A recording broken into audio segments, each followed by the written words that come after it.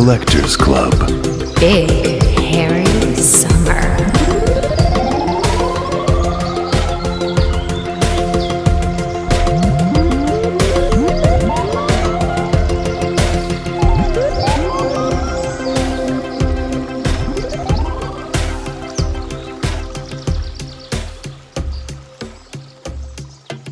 Hey everyone, and welcome to Bigfoot Collectors Club, the show where we talk to amazing guests about their personal paranormal history and share stories of high strangeness. I'm your host, Michael McMillan. With me always is your other host, Bryce Johnson. And our super producer, Riley Bray. Oh boys, Big Hairy Summer is roaring right through the middle of July. We're almost halfway through this thing. I can't believe it. I want to remind everybody to not forget to pick up their official Big Hairy Big Hairy Summer tee from the BCC merch shop. Right now, head over to store.BigfootCollectorsClub.com to order yours today. That's right. We're kicking things off with a commercial. Okay. Debuted that on the live stream a few weeks ago, and we're very excited about it. So don't miss out. But listen, I'm just rolling right through because I don't want to waste a second of show today. We have a fantastic guest who definitely knows their way around high strangeness as well as true crime. From the podcasts Up and Vanished and High Strange, please welcome director, documentary filmmaker, and podcast host Payne Lindsey. Woo! What's up, guys? Hello, Payne. What's up, man? Welcome to the virtual clubhouse. What is Big Hairy Summer? I don't know if I'm into that. What is that? Good question. Great question. You're part of it now. All summer long, we're sharing stories about big hairy monsters, Bigfoot, Sasquatch, Dogman over here on the regular feed. I'll say something way different. Okay, gotcha. Yeah. I don't know. I mean, it's not supposed to be an entendre, so a double entendre. I don't know why people are getting weirded out by this. Shirt for sure. Yeah. No, guys. Why would anyone think that? Payne, on this show, we sit around, we kind of tell these stories of high strangeness as if we're all around a virtual campfire and share these stories. But on High Strange, you actually go out and speak to some of the people who have experienced this stuff. Like you have a whole episode about Travis Walton where you actually talked to Travis Walton. I did, and that's what I wanted to do is go talk to the real people who have experienced this stuff and have these wild claims and just hear from the horse's mouth like what they experience. And I think that that's just a more powerful way to receive a story. It's a little different when you can sit there and kind of analyze the way that someone's saying something and their emotional responses to things. And that was the only route I was, going to take when it came to telling UFO stories on a bigger platform. Right. And going into it, and this, I guess, is segueing a little bit into your personal paranormal history, but going into it, how much of a skeptic were you starting off, and where are you after a full season of the podcast? I would say I wasn't like a full-blown skeptic in the beginning. I was curious, and I always thought it'd be, it was a fun idea, like, what if, right? Like, surely the universe is so big that we're not the only ones. That was kind of my line of thinking. But once I started digging into all these different cases, I quickly realized, wow, this is actually a lot deeper than I kind of imagined beforehand. And I felt like, oh, here we go. I'm falling down the rabbit hole. I'm crazy like everyone else is. But no, really, it was pretty eye-opening that there were all these, just like going back in history and looking at some of the biggest cases from a long time ago, when you can go look up a particular day and know exactly what was happening, where technology was, and how you could get a photograph or video of something. Those cases were very strong to me because it was like way before it was easy to fake anything. And that just kind of opened my mind up, like, okay, well, surely it's not all untrue, but what is true and what isn't, and what does it mean, and where do we go from here? Where are those moments for you when you go, okay, this is just stepped into the realm of credibility for me? I think sitting down with Travis Walton and seeing how sincere he was in telling his story of being abducted and missing for 5 days and being aboard this spacecraft, I had no doubt at all in my mind that clearly whatever happened, Travis Walton believes that's what happened to him. And it's so bizarre and so weird that it's almost like if it was untrue, if that didn't happen, then that would almost be weirder than it actually happening. Right. Because there's Yeah, no yeah. good explanation for what happened, right? Because either way, all these people saw this spacecraft, and where the hell was he for 5 days? Was he Right. just hiding in the woods pulling a prank? That's a big commit. If you're gonna just Yeah. Yeah. and And to be talking what's about the it years long later, game? What's the yeah, long what game is in the that long one? game? I don't think he got rich out of this, So No. that to me was just compelling, just like approaching it from that angle. Like, okay, well, what did happen here? It's easy to say that sounds crazy because it does, but Yeah. did it actually happen? I don't know. It hasn't been disproven. Mhm. So I think those cases like that really just kind of hit me on the head and was like, wow, like, I've met this guy. I've talked to him. It was like he was reliving trauma. He wasn't like foaming at the mouth to tell me this. He kind of didn't want to relive it. He kind of didn't want to tell the story again. Hmm. And that was, I guess, just so interesting to me. And it lended more credence to, his story and that he was probably telling the truth. Yeah. Payne, let me ask you, so I think for a lot of people, I know for us personally, kind of getting into this idea of high strangeness, and I love the name of your show, High Strange. You start to, and you said it yourself, you go down this rabbit hole of, okay, well, maybe there's just two camps to this thing. Maybe they're extraterrestrials from another galaxy, or maybe it's just hoax and whatnot. How far has this field opened up into different explanations? And in other words, what are you starting to make after all this research? How far down this rabbit hole have you gone, and how much is it opening up to you in terms of the unexplained? Yeah, I think that the just basic binary, smaller-minded approach to this whole topic is that it's just we're here on Earth and there are aliens, one species from some faraway planet. And I think that's the most untrue version of events here. I think that it's likely probably a combination of all these things. I think that, the universe is so vast that it would be preposterous if somewhere so far away there wasn't, another planet that got lucky like we did and could sustain life and has been around for a lot longer. That seems like almost like a no-brainer to me at this point. Right. I think the dimensional part of it is kind of also a mandatory piece to this, because if you can travel from places so far away that we can't see them with our most advanced telescope technology, then clearly you're using a different method than we're used to using here on Earth. It's not some Sure. combustible engine situation. Yeah. There's some sort of space-time component. I don't know how it all works. Clearly, we don't either yet. You know what? As the people who love this lore, it's not our jobs to figure that out. Like someone will figure it out eventually, right? I think that the dimensional part of this is probably real. I think all these things can kind of coexist too. I think the world or the universe is probably far more massive than we even thought before. And we already knew it was pretty damn big. But if you start to factor in that there could be like multiple layers to, I don't know, a simultaneous universe on top of this one and that one, how infinite could it possibly be? And I feel like I think science will eventually explain everything.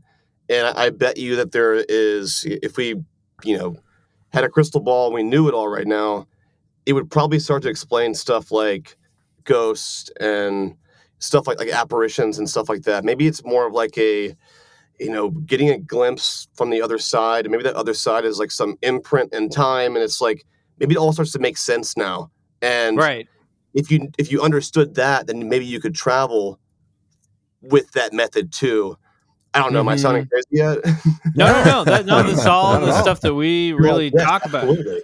Yeah, like cross through those That dimensions to get to this spot. I mean, yeah, and at that point, who's to say, like, maybe what we consider the afterlife or the other side is just a realm in that dimensional plane where our energy and consciousness goes after we die. And just like we drop into this one, we then drop into that one. You know what I mean? Yeah. And are maybe able to look back on this one in a way that we can't look into that one. You know, who knows? Because there definitely seems to be, and as we'll get into even with today's story, perhaps a little bit, the same stuff applies to a lot of these cryptid stories and Bigfoot stories where, you know, Bigfoot will behave like a ghost or behave like an alien in many cases, where there will actually be lights and UFOs seen in and around moments of quote unquote Bigfoot activity. Mhm. So I think the more we've gotten, I kind of think what was underneath Bryce's question is the stuff does all seem to get weirder and the explanation broader as you go along. You know, it's very strange.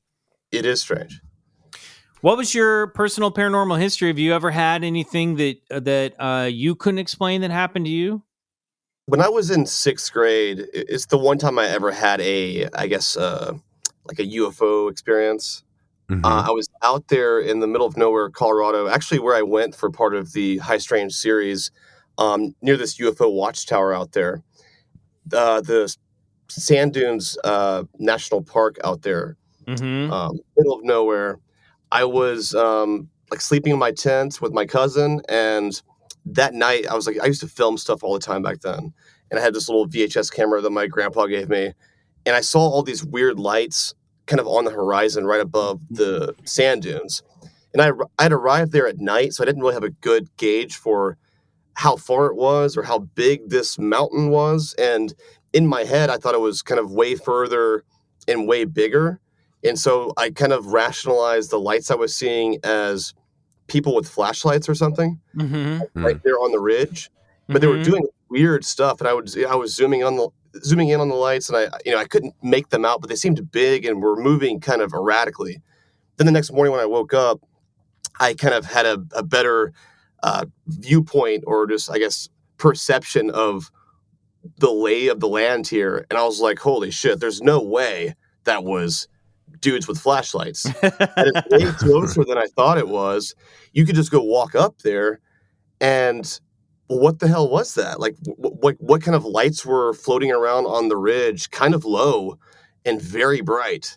And I mean, it just so happens that it's like a UFO hotspot. So I think whatever it was some sort of anomaly. It wasn't a, easily explained. It was a UFO. I don't know, or UFOs. Was it aliens?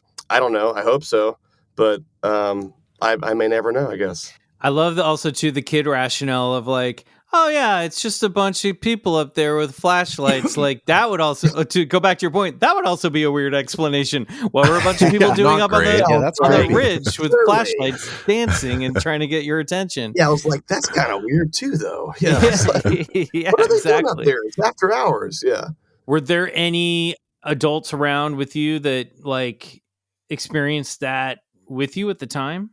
It was just my cousin, and she was always kind of a little bit more into this kind of stuff than I was. I was, a little bit more skeptic. Not really. I wanted to believe everything. And she was like, oh yeah, those are UFOs. And I was like trying to think of the rational way of explaining it. And then when I woke up, I was like, well, I think you're right. I quickly just walked back my internal explanation because it didn't make any sense. And to this day, I've never seen anything like that. I sure hope I do again, though. And when you say they were doing, were you able to? Oh, I was going to say, you had your VHS camera. Were you able to record any of it, or? Man, I so lost those tapes. They may exist somewhere, actually. Now that I think about it, they could be my parents' house.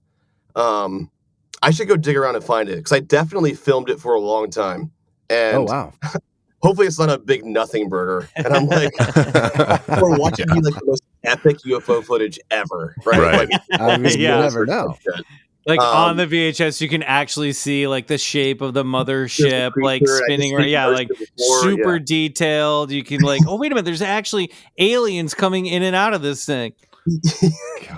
I could be sitting on a gold mine. I have no idea. So if I do find it, I will definitely update you. Hopefully it's not Please do. underwhelming. We understand there's a special tape in the history of this show called Club Bryce on celebrity Considerably homes different. from Bryce in his What is 20s. Legendary tape that we can't seem to find. Even when we find it, it's still blank. Yeah, I found it. I brought it over to your There's nothing place. on that tape. There's nothing on that tape. Nothing on that tape. Such a mystery, man. I don't get that. Damn. Oh well. Yeah. When you were saying they were doing like weird stuff, like what were the lights? Sorry to get real microcosmic about this, but we tend to geek out in the details. What were the lights doing? Moving erratically, like, from like A to B, sharp turn kind of thing. Like not like a plane or helicopter moves. This is pre-drone. Right. So like just kind of zipping around all willy-nilly, like just doing whatever it wanted to do, where it almost seems like a firefly floating around or something, where it's like a bug, but a really big one that's just kind of, moving at will across the horizon, which would be tremendous speeds and kind of just, going from A to B and just kind of looking like it could do whatever it wanted to do, right? Payne, following up on Up and Vanish, like what made you want to make the jump from true crime into this sort of like high strangeness world? Like what really drew you in there? I mean, I've always been a fan of suspenseful storytelling and just, a good mystery. Mm-hmm. And I've been doing true crime stories for a while now. And there's a lot that comes with that, right? There's a lot of, difficult parts of doing stories like that. Right. From, dealing with, real victims, families, and law enforcement, and a lot of implications that go along with that. Mm-hmm. And to me, I kind of always thought in the back of my head that one of the biggest unsolved mysteries is what the hell is going on with these UFOs? And in the last 5 years, there's been so many powerful stories in mainstream media that have kind of tilted the scales a little bit.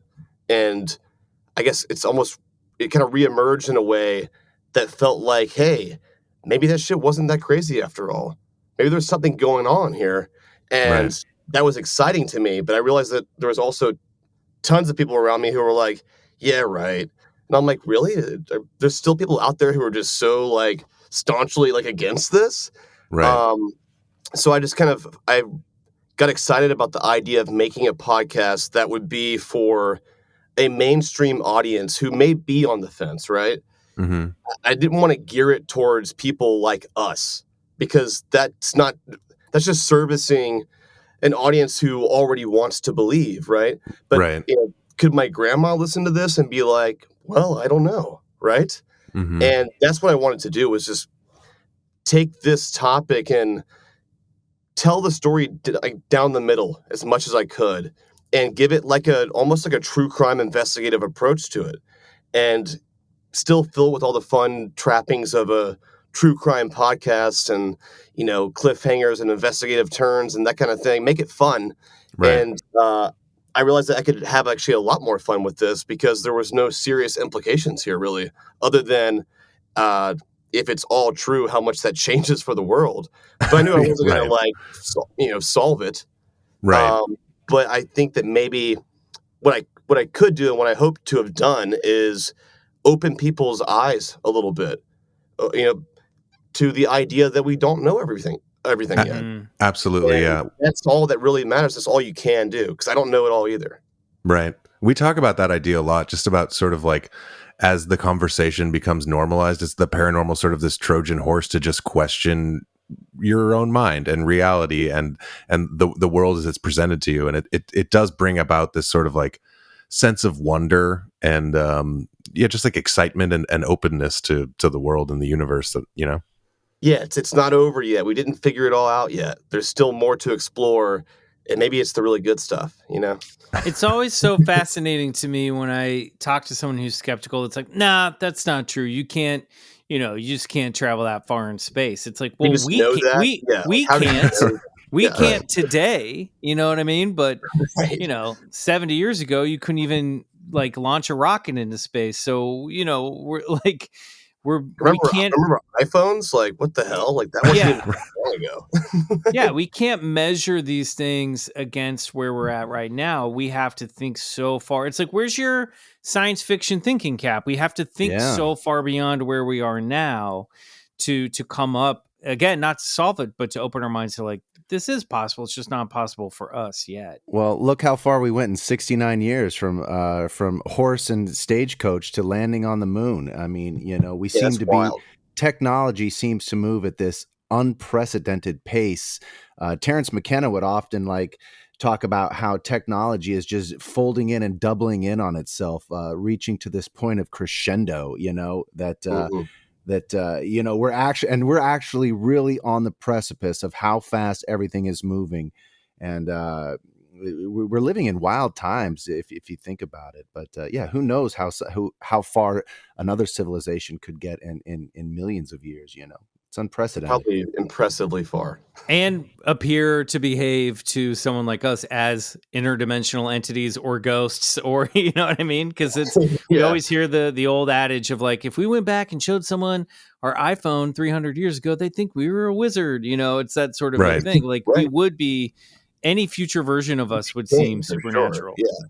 I love those videos where somebody points back to an old video, like, if you look closely, that lady is carrying an iPhone. The time traveler video. Rectangular object. This picture was taken in 1880.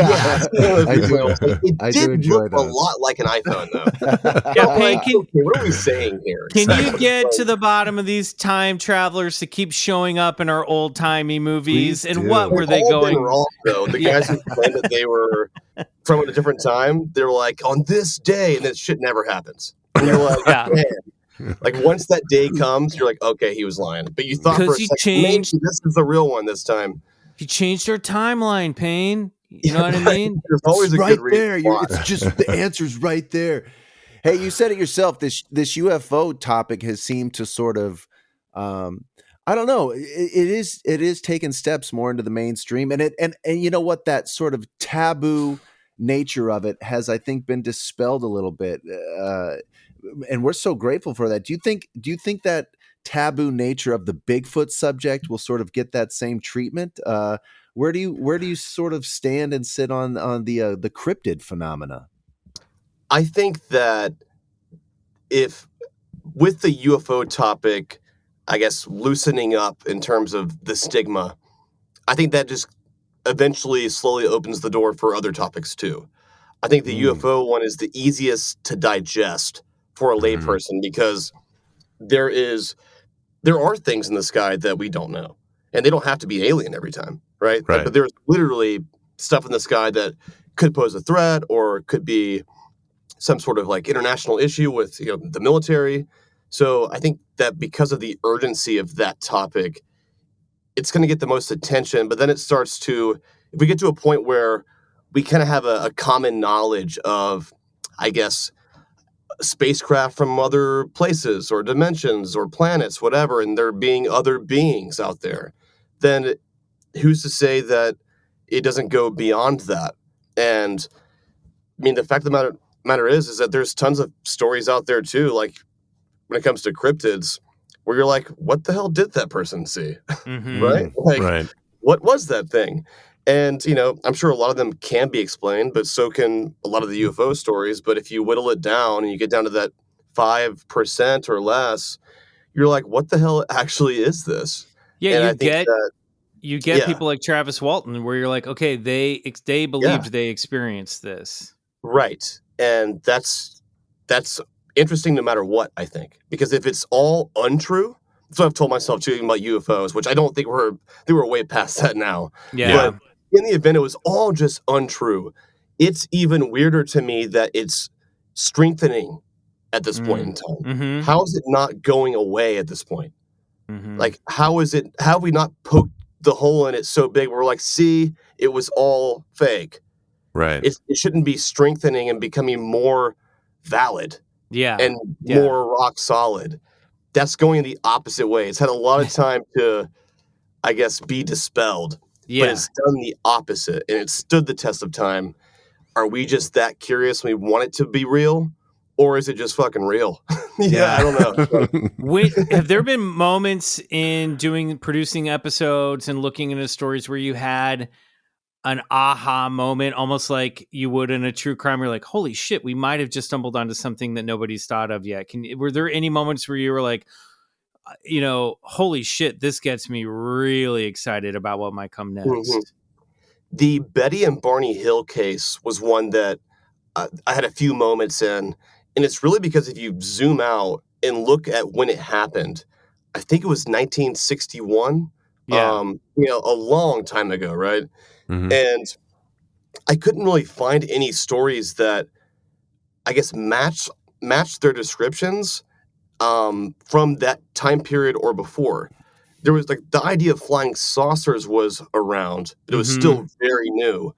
But there was like no one had ever come forth with a claim like that where they saw something in the sky that made no noise.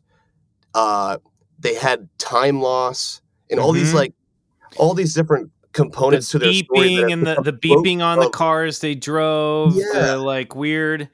The stuff that always freaks me out is like when Barney's looking up and he can see the entities marching around, and he's like, it reminded me of German soldiers. Like those tiny little weird details that still make the hand stare up on or the hair stand up on my arms. Well, it's like, to me, it was like either he made this up or thinks this happened, and then everyone else from that point forward in history in the future drew from this for their experiences where they experienced time loss, and there was this craft that made no noise that stood still in the sky.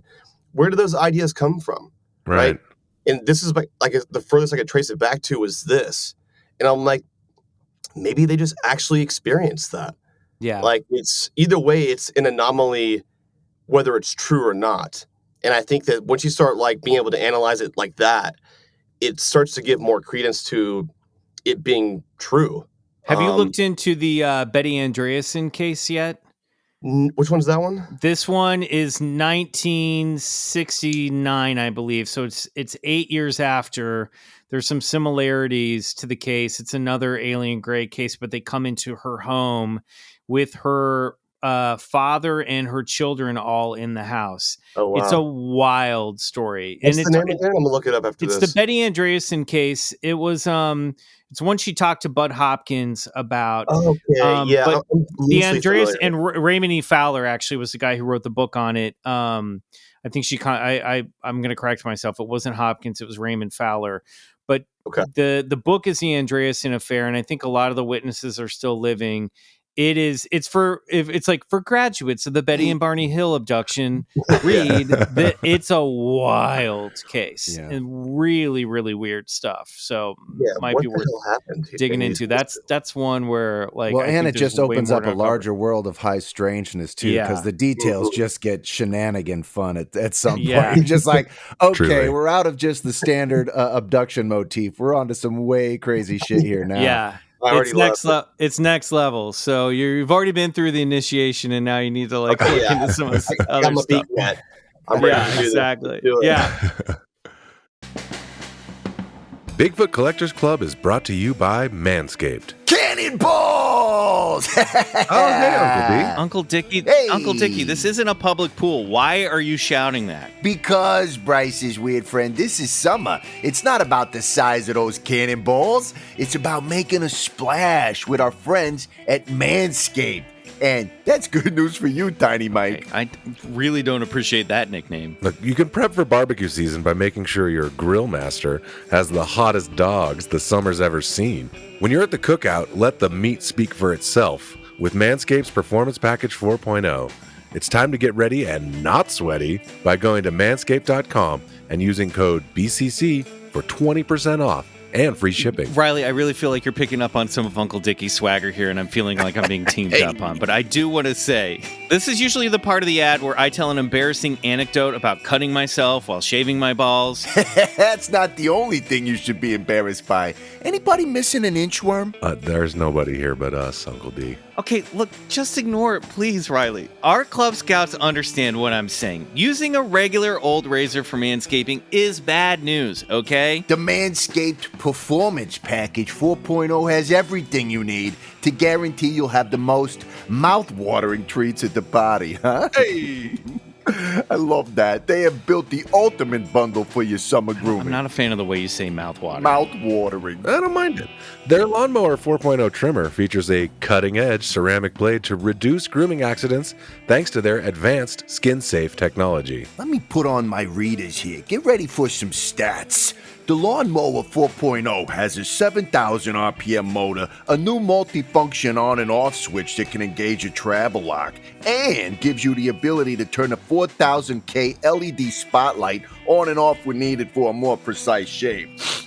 That's right. Did I mention this trimmer is waterproof too? That's right, boys. Beach, pool, shower, mini pool. This razor will devour even the strongest pubes. And now that you can feel safe wearing low-cut swimsuit without any stragglers peeking out, use Manscaped's liquid formulations. Basically, the ball freshness version of cracking open a cold one. Boy, you guys are still wearing swimsuits, huh? Not at the beaches I go to. Now that's a sight. They've got Crop Preserver Ball Deodorant, keeping you cool from sunrise to sunset with a soothing aloe vera formula. It's the best in the business for below-the-waist freshness. Yeah, aloe vera has many wonderful uses. You might be surprised. So get 20% off and free shipping with the code BCC at manscaped.com. That's 20% off with free shipping at manscaped.com and use the code BCC. Manscaped, the perfect way to get your patty sizzling hot this summer.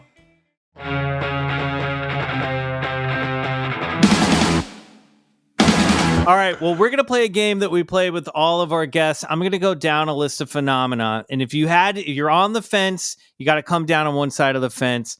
We're forcing you to make a decision here, Okay. rapid fire style. If you're open to it, you're going to say believe it. If you're not open to it, you're going to say bullshit. It's a very binary game for a podcast that likes to pride itself on being pretty non-binary.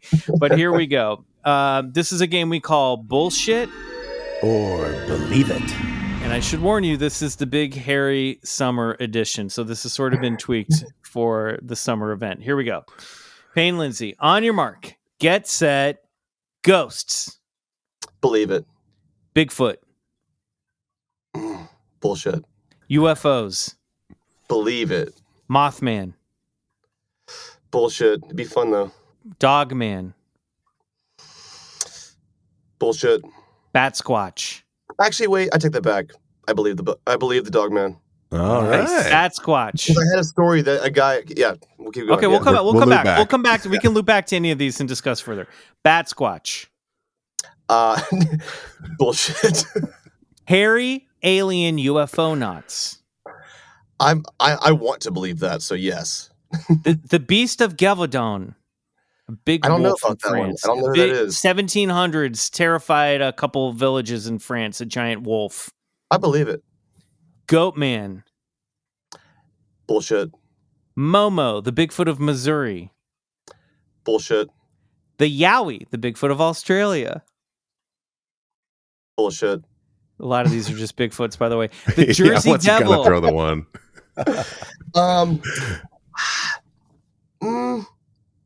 Believe it. Mystery big cats. People see a lot of big, cats that should not be where they are, roaming around the wilds of America. Like dimensional cats or like lions, Like lion-sized cats. but like they're not lions though. But They're not not lions. lions. Or I mean, sure, I believe that. Sasquatch, just another name for Bigfoot. I believe Sasquatch, just not Bigfoot. Okay, great.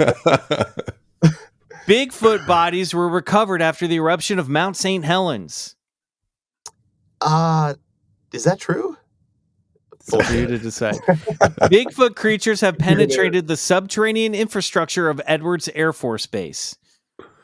Wait, what happened? There is a story at Edwards Air Force Base where people who went off, on background, talked about how they saw Bigfoot type creatures around the base all the time, and sometimes they'd find them roaming around the underground caverns of the base. Weird. Bullshit though. You, Payne Lindsey, could outsmart a werewolf. I could. Yeah, I believe that for sure. Interdimensional Sasquatch. Okay. I'll give it a believe it, because to me at this point, there's no way he's that good at playing hide and seek, guys. All He's right. got to be going somewhere we can't get to. It's got to Yeah. have an escape portal Behind for trees sure. That well, what's he eating out there? Yeah, Telepathic Sasquatch. is he like a psychic, or like is Mhm. he? He can communicate with you through brain power. Absolutely not. Bullshit. Invisible Sasquatch. He can cloak like the Predator. So like he's just there, but you don't know he's there, but Yeah. there. Yep. Mhm. Sure, I believe that. That's fine. Payne, you know what? You laugh We're on now. the bone here. You laugh now, but season 4 of High Strange, you're going to be coming back to us being like, Right. you're going to be like, guys, Dude, you were right. You're right. The whole time. Bigfoot looks blurry in every photo because he is blurry. No, bullshit. Finally, in our That's original hilarious. timeline, the famous Bear family's last name was spelled Berenstein, not Berenstain. I forgot which one was true on this one. That's true. I believe that. Right? Well, it's That's up to the you. yeah the one that we all remember that isn't the case is Berenstein. It actually Those is are weird. Berenstain. Mandela Yeah. effect thing. Super Yeah. weird. Yeah.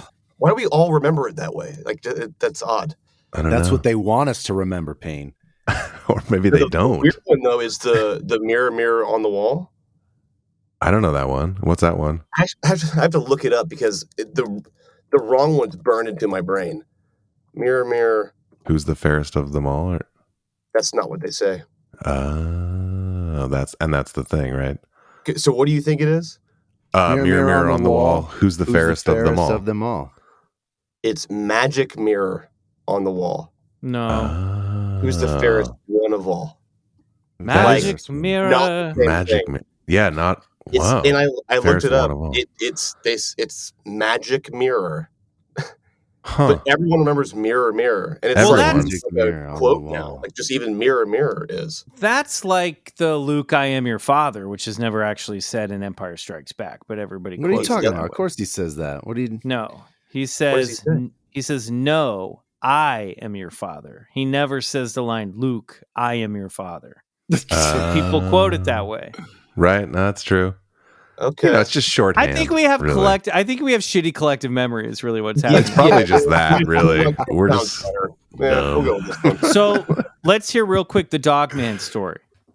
Okay, so I have a podcast called Radio Rental, which is basically a collection of real scary stories from the people who experienced them. So there's a lot of stuff that some of the stories enter the realm of cryptids, and I've always kind of been more on the fence with those kinds of stories. But I met a guy who told me a story of this Dogman, and it was so bizarre and creepy to me, and he believed it. And the short version of it is that one time he was like 10 years old, him and his brother saw this dog man creature in his backyard, and it was like crawling by the fence, like it was like injured or maimed, and it was making this loud growling sound, and it was clearly like a half dog, half man. Whoa. And like he went inside to get his parents, and he came back out and didn't see it again.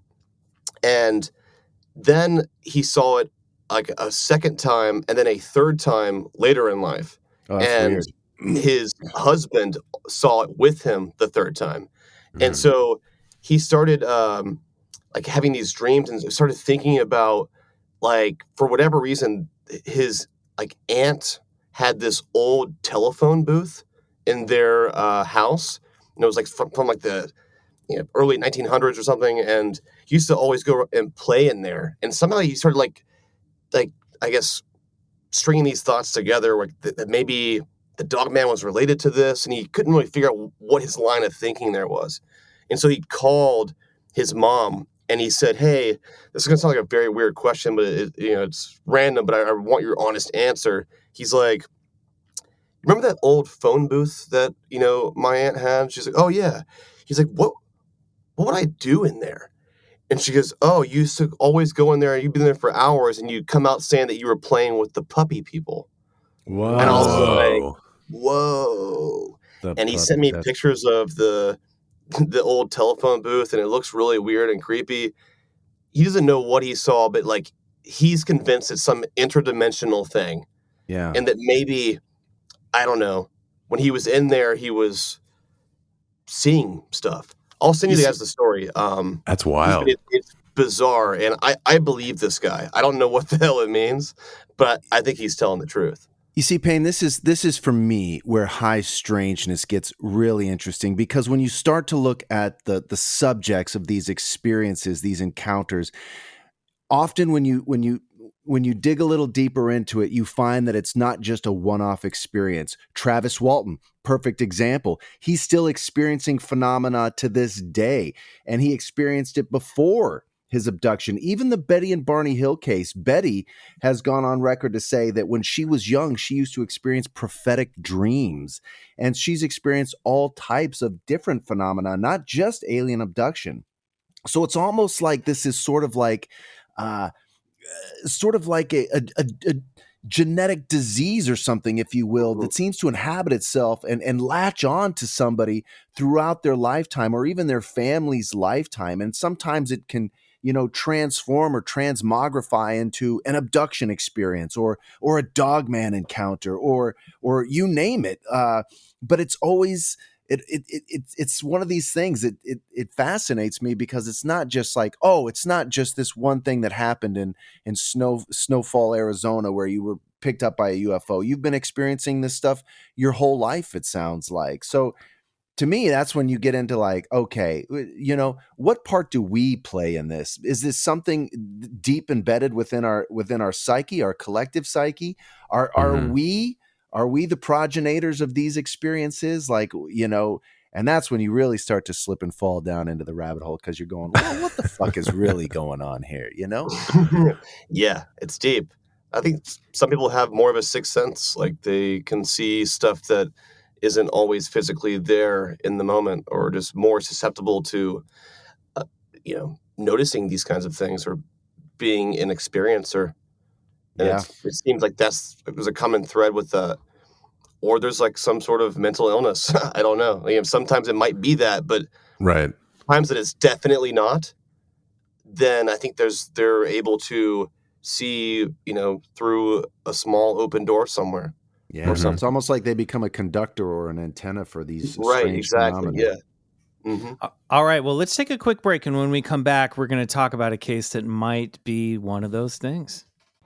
After years of fine print contracts and getting ripped off by big wireless providers, if we've learned anything here at the Bigfoot Collectors Club, it's that there's always a catch. Yeah. So when I first heard that Mint Mobile offers premium wireless starting at just $15 a month, I thought, what's the catch?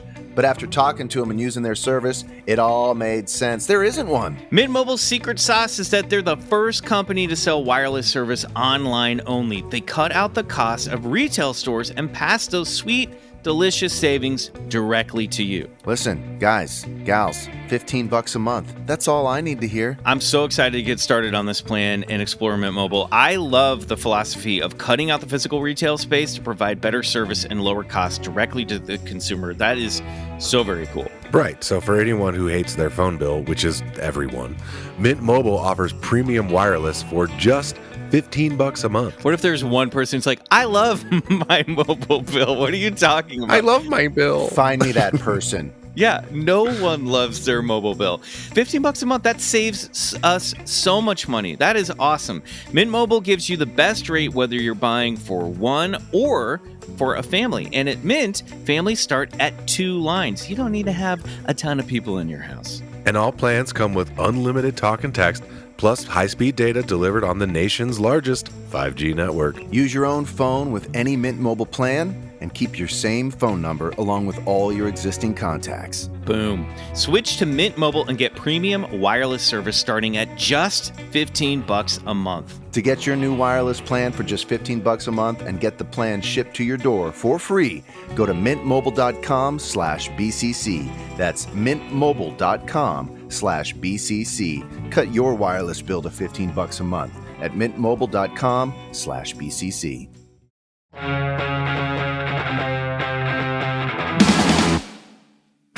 All right, well, it's time for this week's story of high strangeness. Let's jump right into it with our guest, Payne Lindsey. Chicago, the Windy City, or should that be the Hairy City?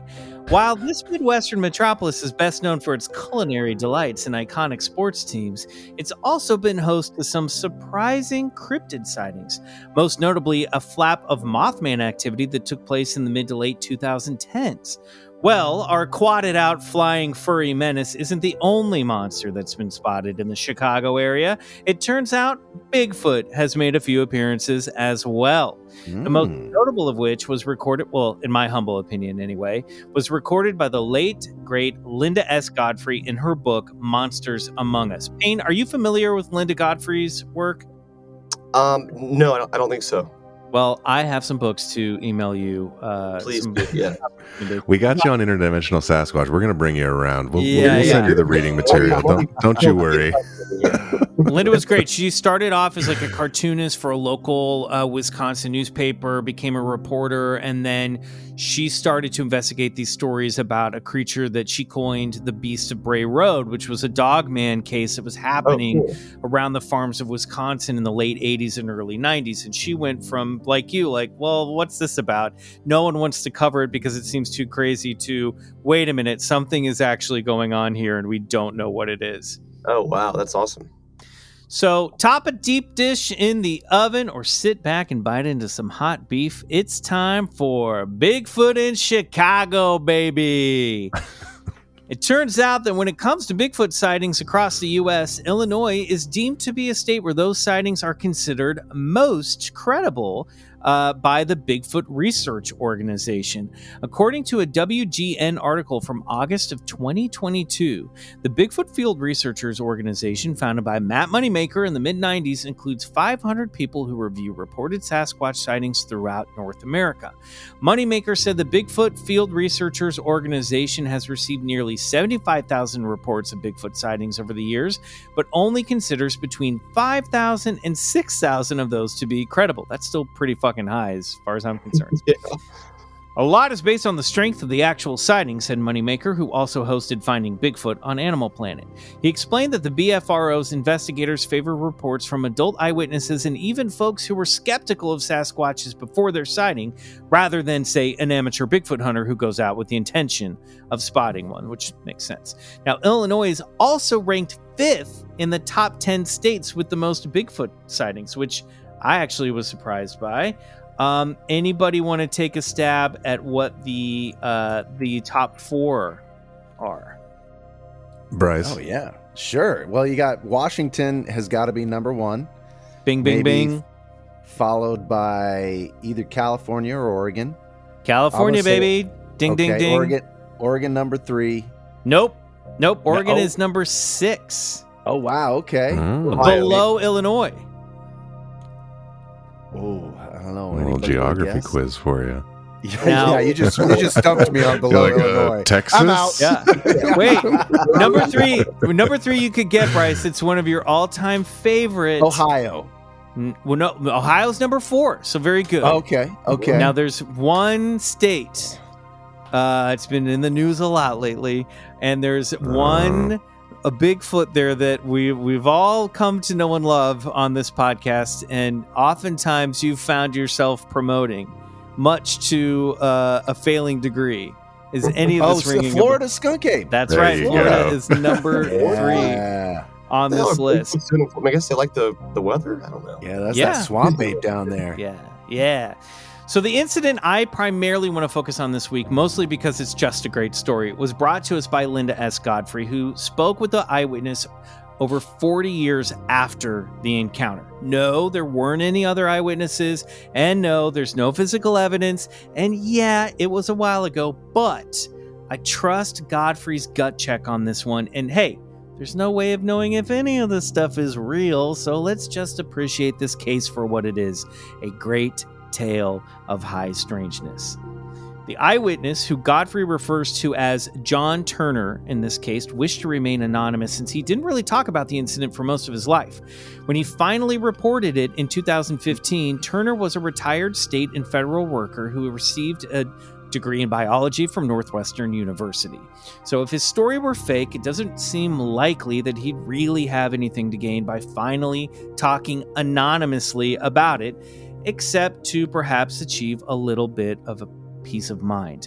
As he told Godfrey, "When I retired, I started reflecting on my life, and this came back to my mind. I wasn't drinking or taking drugs, and I know I wouldn't have run from nothing. I never dreamed that there was any kind of creature like that, until I saw one myself." So, what did Turner run from? It all happened in 1967 in Schiller Park, Chicago, just east of O'Hare Airport, which was also a host to a mass UFO sighting in 2006, which I'm sure you're familiar with, Payne. Yeah, our listeners can check out BCC 140 with special guest Carl Tart for more on that. It was just before dawn when John Turner, only 19 years old, was out riding his bike through the nature trails. Turner rested on a log on the west bank of the river to rest and soak up the bucolic scenery. And when he began to hear strange whistling sounds, like an exotic bird he'd never heard before, he then walked his Schwinn 10 speeder further down the bank to scope out a good spot to watch the sunrise. He stopped along a section of the river where he could see an orange glow coming through the trees across the water.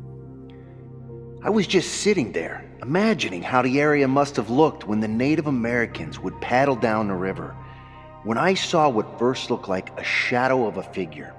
It was big and tall, with a cone-shaped head, but man-like, and it was coming out of the woods where I saw the glow. I walked erect with its head. It walked Johnny. erect. I wasn't. I want to clarify hold on. that Watching I wasn't the erect. I mean, sunrise. I get turned on by a lot of things, but not that. It walked erect with its heads up. Wait, heads? It had two? John, it had one head. Wait, hold on. Let me recall. I believe this guy. Just the one head. Thank He's you, very Payne. credible. Thank you, Payne Lindsey. Yeah, no, just the one head. Yep. Okay, great. What Turner saw was a 6.5-foot tall dark being covered head to toe in fur with a dark gray leathery face. Turner watched for about 2 minutes as the creature crept towards the water's edge and dipped its hand in to sip from its palm. Turner noticed how the being took a big finger and swished it around in the river, perhaps hunting for fish or crawdads. Now Turner, who had situated himself to a small patch of ragweed, started to feel a little tickle rise in his throat. Despite his best efforts, he let out a small cough, and the creature suddenly sat up and looked around, suddenly aware that it wasn't alone. Turner quietly rolled his bike to a more secluded location nearby, and when he peered across to the spot where the creature had been, much to his horror, it was now gone. To his surprise, Turner turned to see that the hairy hominid was now standing down the path on his side of the river where he had just been, soaking wet from silently swimming across the river. It was scanning the area, looking for him. This monster started hefting big, heavy stones, flat stones, and tossing them into nearby trees with what Turner described as with pinpoint accuracy.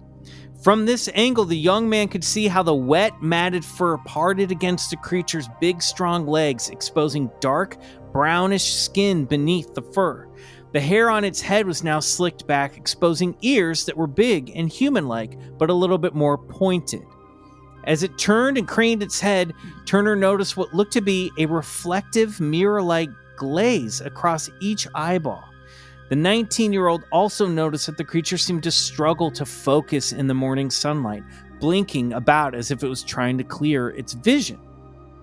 Most hilariously, Turner once again let a little cough slip through his lungs, and this time, the creature spotted him. He made a quick bluff charge.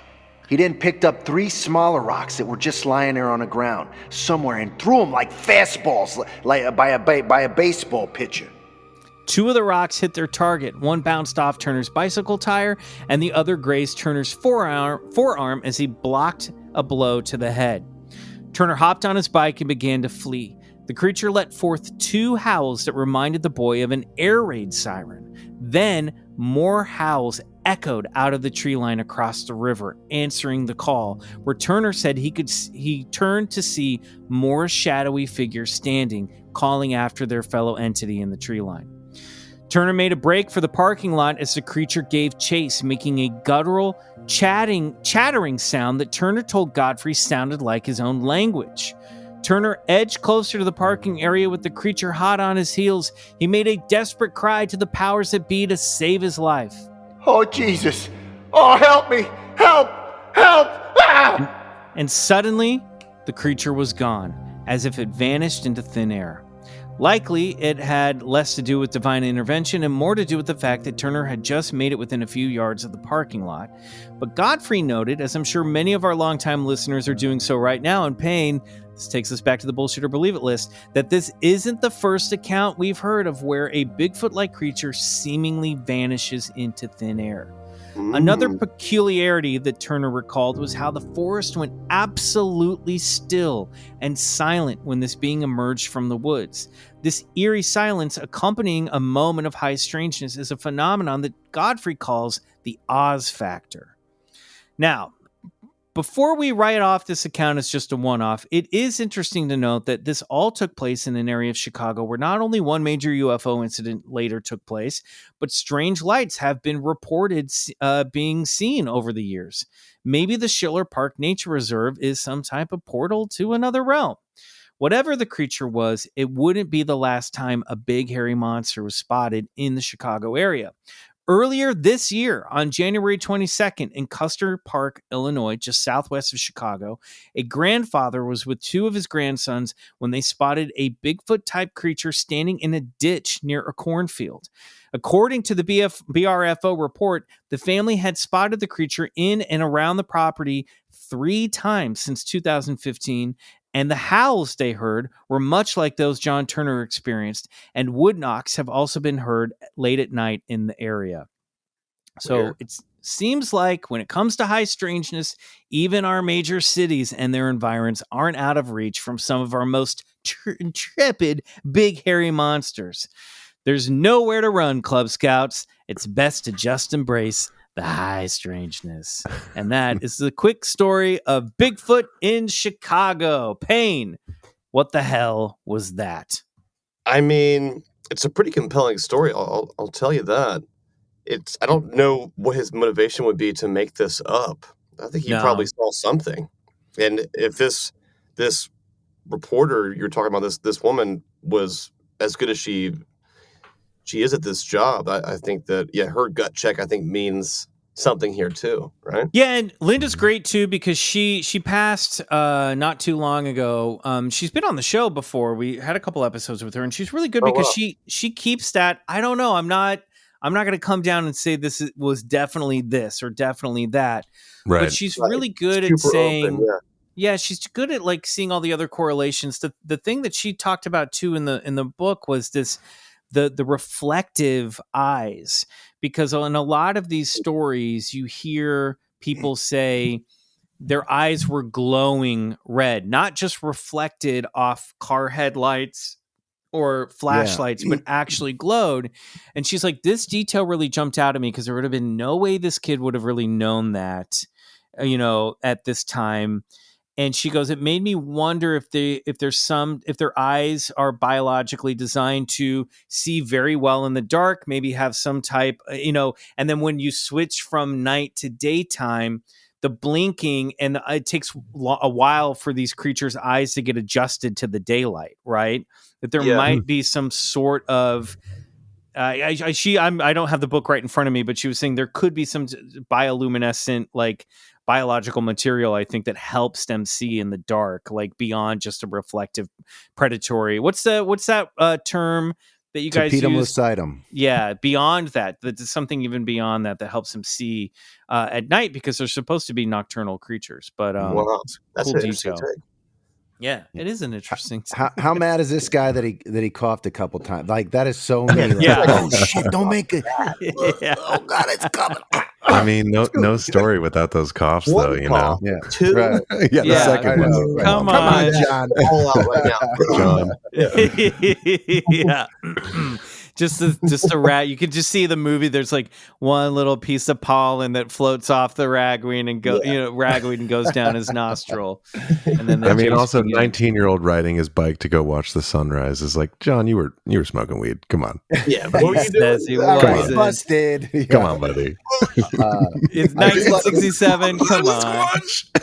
I do love that Oz factor thing. You know, that's Yeah. I like that terminology too. You get that with that's cool. so many different experiences, whether they're Bigfoot encounters or UFO encounters. Everything around them seems to just go silent, as if like the environment or the reality in which we preside seems to be put on pause by something. You know, Yeah, that's very strange. But you hear it a lot.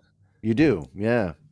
Yeah, I just like the fun details in this story. The blinking eyes, the ear shape, the matted fur, the color of the skin, the drinking from the river, the swishing the finger around. There's a lot of like really personal, I would say, behavior, a lot of personality in this creature. It wasn't just, I stood up, he was this big, and then he ran away. Like, you really Right. get the sense that he observed something happening. Right. And the orange glow on the other side that made me kind of wonder, Payne, maybe that there was some sort of portal on the other side, not just the sunrise. You know, maybe these things were drifting in and out of some interdimensional space. I don't know. Right. Yeah, that makes sense. Yeah. Well, It all makes sense. it all makes sense, dude. We Got there solved it. eventually.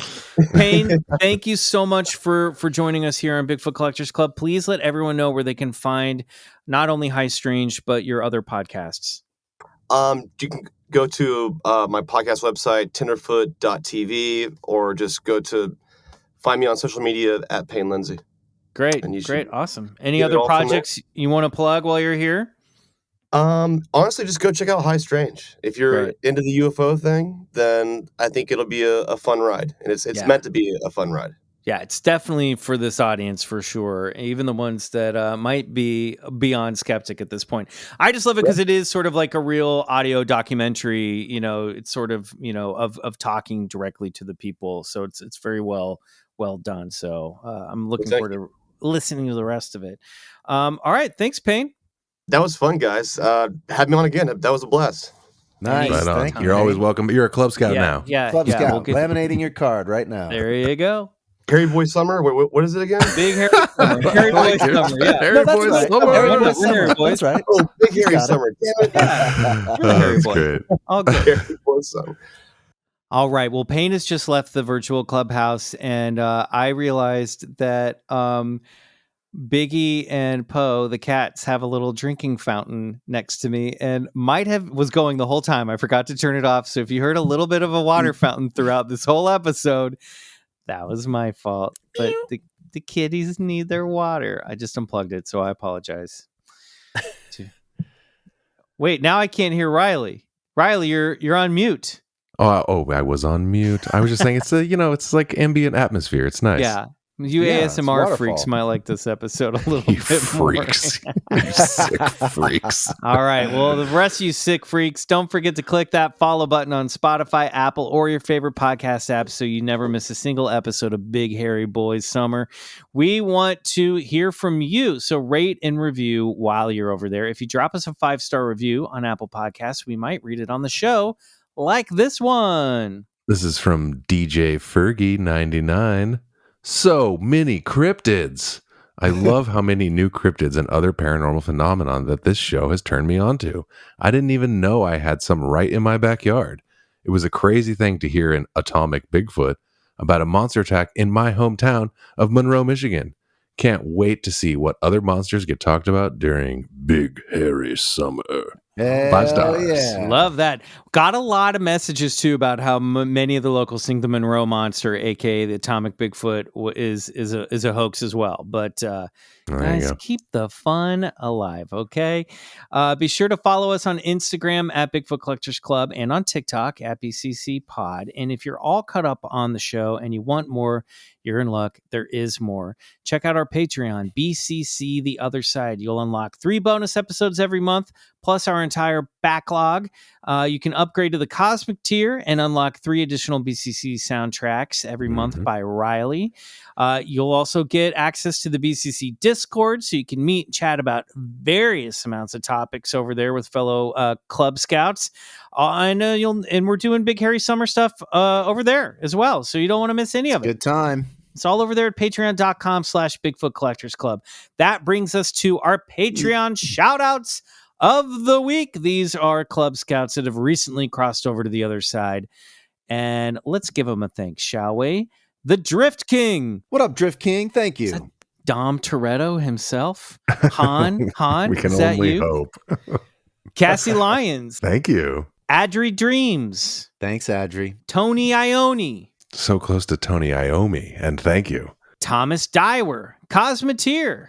Thank you, Thomas. Welcome. Nicole. Thanks, Nicole. Enrique Rami 78. Thank you. Zachary Whipple, Cosmeteer. Thank you, Zachary. Welcome. Nicole Chisholm. Thanks, Nicole. Nicholas Stewart. Thank you. And Poofums, Cosmeteer. Admiral Poofums, welcome to the ranks.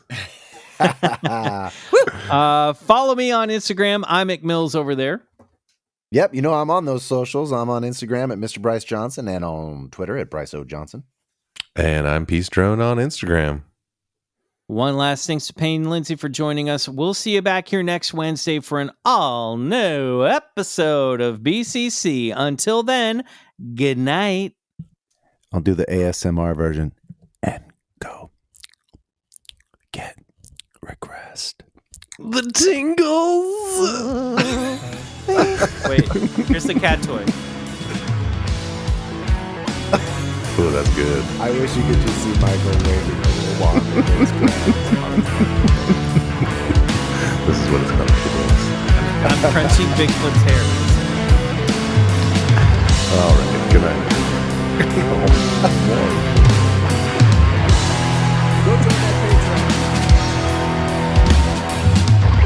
Bigfoot Collectors Club is executive produced by Michael McMillan, Riley Bray, and Bryce Johnson. Our show is engineered, produced, and scored by Riley Bray. Our theme song, Come Alone, is by Suneaters. Follow them on Spotify. Want more BCC? For exclusive full-length episodes every month and total access to the other side, check out patreon.com/Bigfoot Collectors Club.